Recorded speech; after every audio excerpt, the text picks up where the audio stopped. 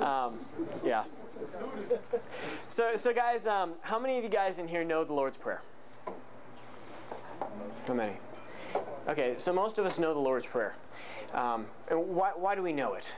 Because because we say that prayer is important, and when Jesus said, this is how you pray, He gave us the Lord's Prayer.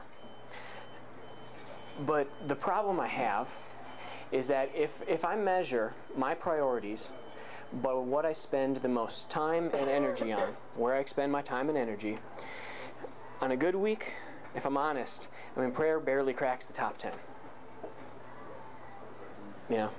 Based on that measure of priority, basically what I'm saying is that prayer isn't that important to me. And think about that. We know that prayer works. We know that when we pray, God moves. He moves in us, and He changes us through prayer.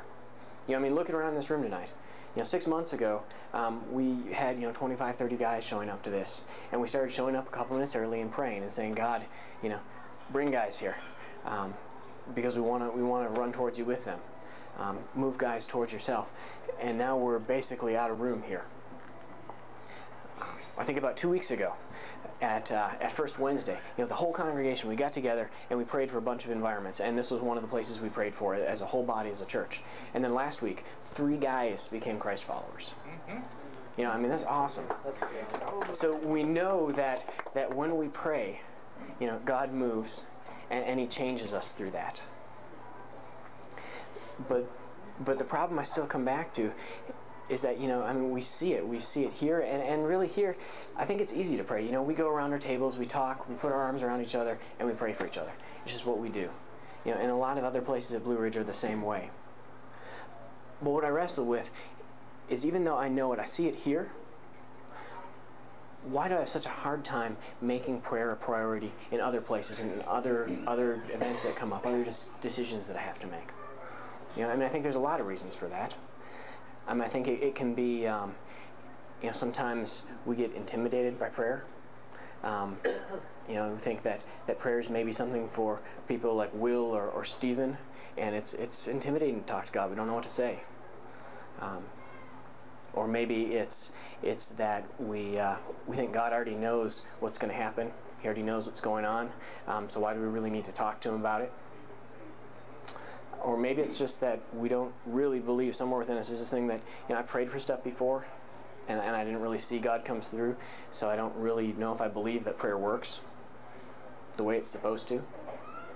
Or maybe it's that there are things that we know we should be talking to God about, but we kind of have an idea of what the answer is going to be, and we don't really like that answer, and so we just kind of push it aside and we don't talk about it.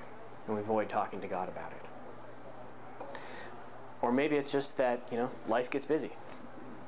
Kids, family, jobs, moving, whatever it is. At least for me, it seems like when stuff gets crazy, when I get all stressed out, one of the first things that goes is really spending honest time talking to God. And that's kind of what happened over Christmas break for me, or around the Christmas time. My mom was in town, and my stepdad was in town from the day before Christmas Eve up until New Year's Day. So if you're counting, that's 11 days. And I love them, but I don't know if I love anybody for 11 days. And the first 9 days, though, they were pretty good. They're not Christ followers. And my wife Jill and I felt like they were here, and God brought them here, and He wanted us to love on them. And so we did, and it was good. It wasn't all great, but every day we were consistent. We were getting on our knees, and we were praying for them, and we were asking God, hey, God, work through us to love on them. Show them what it looks like. Up until the last couple days. The last 2 days, I started to get a little bit claustrophobic, started to get sick of them, started to think, man, I'd really like my house and my space back. And honestly, I lost sight of what the whole point of God bringing them there to us was. And afterwards, after they left, Jill and I realized those last 2 days, we didn't get down on our face. We didn't pray and ask God to move through us to love on them. We prayed, but it was more like, God, can you please give me the energy to put up with them for another day and a half? You know, I mean, that's not the point of why God brought them here. But then I think about, you know, those first few days. You know, we were praying for them, and God was moving. You know, I look back and I see that the way that I was relating to my mom and my stepdad, it was starting to change. You know, I was starting to love on them in a little different ways. And in some ways it was cool. I got to share with them what God was doing with me. In some ways, you know, starting to make them a little uncomfortable with that. Yeah. And so that was, you know, that was really cool to see. And I think, you know, I don't know where you guys all are on your spiritual journeys. But I think a lot of you guys have seen places like that. And you've seen, heard, or at least heard stories of prayer working. You know, I mean, in this room, you know, of everybody here. You know, we see prayer working. But again, I wrestle with this idea. You know, we know that when we come to God, we pray, He moves us, He changes us. So why is it that there are places in my life where I keep saying to God, where stuff comes up, and I know I need to pray about this, but I keep saying, God, you know, for whatever reason, I'm sorry, but I'm just not going to talk to you about this. So what do we do with that? You know, and I think if we're honest, every one of us has places like that. And that's just the truth. We're human. So how do we respond to that?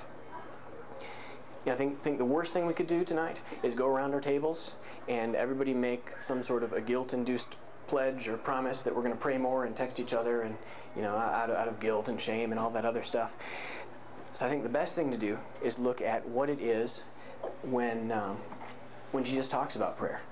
And so I want to look at the part of the Lord's Prayer. So Jesus is talking here.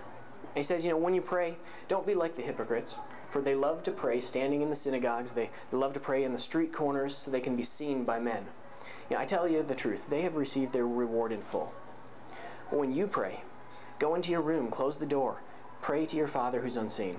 Then your Father who sees what is done in secret will reward you. And when you pray, don't keep babbling on like pagans, for they think they will be heard because of their many words. Don't be like them, for your Father already knows what you need before you ask Him. So this then is how you should pray. Our Father in heaven, hallowed be your name. Your kingdom come. Your will be done on earth as it is in heaven. Now give us today our daily bread, and forgive us our debts, as we've also forgiven our debtors. And lead us not into temptation, but deliver us from the evil one. So, you know, we've probably all heard that a lot. But the last couple months, that's kind of started to change for me. And I just want to share a couple of the principles that I drew out of that for me have started to change and to put prayer in a different light for me. The first is that, you know, think about the Lord's Prayer, and that's kind of what Jesus is saying. When you pray, this is what you say.